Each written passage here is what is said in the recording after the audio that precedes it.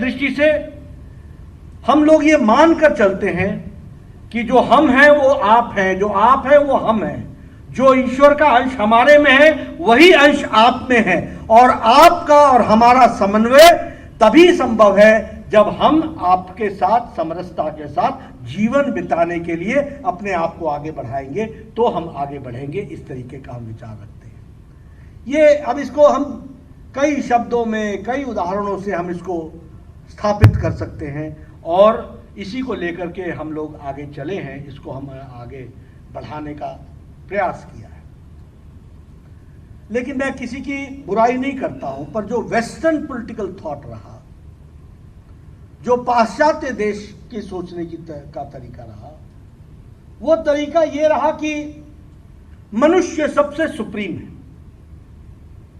And everything is made for by the God for the human being. मनुष्य के लिए ही सारी चीजों की रचना की गई है, और इसलिए इनका उपयोग नहीं, उपभोग करना हमारी जिम्मेवारी है, बाकियों का उपभोग होना यह निहित है।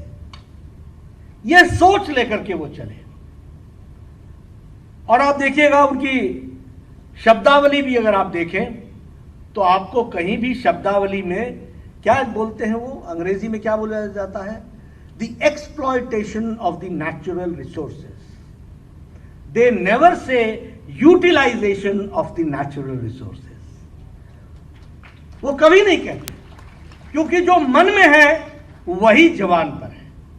एक्सप्लॉयट करो, निकालो जो कुछ है प्रकृति का, उसका उपभोग करो, ये सोच लेकर के पाश्चात्य जगत करे। इसलिए एक्सप्लॉयटेशन, हमें ये एक्सप्लॉयटेशन शब्द ऑफ नेचुरल रिसोर्सेज कहने में पीड़ा होती है। हम जब भी कहेंगे तो हम कहेंगे utilization of the natural resources. उतना लो जितना आवश्यक है, उतना लो जितना पृथ्वी के साथ समन्वय बन सके, उतना करो, उतना प्रकृति को छेड़ो जो आवश्यक है, और सेल्फ सस्टेनेबल डेवलपमेंट, इसको हमको आगे बढ़ाने की बात है। लेकिन जब मैं इसकी चर्चा करता हूं तो मुझे ये भी ध्यान में आता है कि COP22 तक इनको मशक्कत करनी पड़ी। अब ये लोग कहने लगे हैं कि नहीं नहीं नहीं नहीं, एक्सप्लॉयटेशन नहीं होना चाहिए, हमको ग्लोबल वार्मिंग से बचना चाहिए। अब चर्चा, मतलब ऐसा कहना ठीक नहीं है। अब पछतावत होत क्या जब चिड़िया चुग गई खेत। जब आपने, अब आजकल चर्चा कर रहे हैं ग्रीन कार्बन की, आजकल चर्चा कर रहे हैं ये जो हमारे फॉसिल्स की, और हमारे जो ये एमिशन हो रहा है उसके बारे में चर्चा कर रहे हैं। एक समय में इसी को वो पूरा उपयोग करते रहे, और आज भी सबसे ज्यादा पोल्यूशन कौन कर रहा है? ये डेवलप्ड नेशंस। और सबसे कम कौन कर रहा है? भारत है। और भारत फिर भी जिम्मेवारी लेता है कि विश्व के लिए हम पर्यावरण की संरक्षण के लिए सब कुछ करने को तैयार है। ये हमारे प्रधानमंत्री मोदी जी का कहना है। तो ये है हमारी इंटरनेशनल रिस्पॉन्सिबिलिटी, और ये विचार से आती है, ये ऐसे ही नहीं आ जाती है। और आज ये COP22 में इसको रोको, इसको संभालो, इसको संभालो। आपने देखा होगा प्रधानमंत्री जी ने इंटरनेशनल एनवायरमेंटल फोरम्स पर किस तरीके से भारत का कमिटमेंट रखा है, और भारत ने उसमें लीड ली है। प्रधानमंत्री जी ने नेतृत्व दिया है दुनिया को, और वह बात भी हम सबको समझ में आती है, ध्यान में आती है। लेकिन जब हम वसुधैव की बात वेस्टर्न वर्ल्ड की दृष्टि से करते हैं तो हमारे मन में दो शब्द आते हैं, एक ग्लोबलाइजेशन और दूसरा ग्लोबल मार्केट। यही शब्द समझ में आते हैं, ग्लोबल मार्केट, ग्लोबलाइजेशन। और संचार क्रांति के कारण आज दुनिया छोटी हो गई है, एक गांव बन गया है। हम उसको एक तरीके से विलेज बोलते हैं, गांव की तरह देखते हैं, क्योंकि हमारे संचार क्रांति से सारी चीजों की जानकारियां बढ़ी हैं। लेकिन इसके साथ साथ हमको यह भी समझना है कि यह अगर दुनिया छोटी हुई है, वर्ल्ड हैज बिकम स्मॉलर, और अगर वो एक ग्लोबल विलेज बन गया है, तो उसका हमको मानवता के लिए उपयोग करना है या हमको विध्वंस के रास्ते को आगे ले जाना है। यह भी हमको सोचने की आवश्यकता है, यह भी हमको समझने की आवश्यकता है। अब देखिए, इसमें भी विचारधारा की दृष्टि से देखा जाए तो हमारी विचारधारा में ग्लोबल मार्केट की जब बात आई तो हम लोगों ने हमेशा कहा सेल्फ सस्टेनेबल मार्केट होनी चाहिए, सबका ध्यान रखना चाहिए।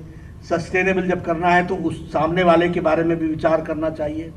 लेकिन अगर आप याद करेंगे तो 32 साल पहले जब रशिया का विघटन हुआ तो उस विघटन के बाद लोगों ने कहना शुरू किया कि अब एकमेव महाशक्ति अमेरिका है और अब वर्ल्ड मार्केट बन जाएगी और वर्ल्ड कैपिटल मार्केट बन जाएगी और दुनिया एक बाजार बन जाएगा और उसको दुनिया को बाजार के रूप में देखना होगा।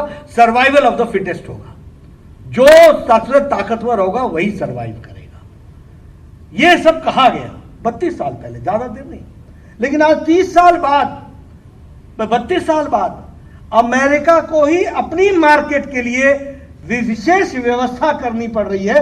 यह परिस्थिति आकर के खड़ी हो गई, यह भी हमको समझना चाहिए। इसका मतलब बाजारवाद, कैपिटलिज्म, इसका मतलब ओपन कंपटीशन, ये सारी चीजें संयमित तरीके से जब चलती हैं तो आगे उसका विकास होता है। मानवता के लिए जब होती हैं तो ठीक रहता है।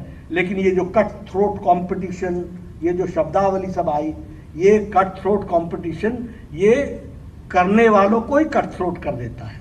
यह भी हमको समझना चाहिए, यह भी हमको ध्यान में रखना चाहिए। और इसीलिए उनके शब्दावली क्या है? दोहन। उनके शब्दावली क्या है? शोषण। और सोच और विचारधारा में क्या आता है?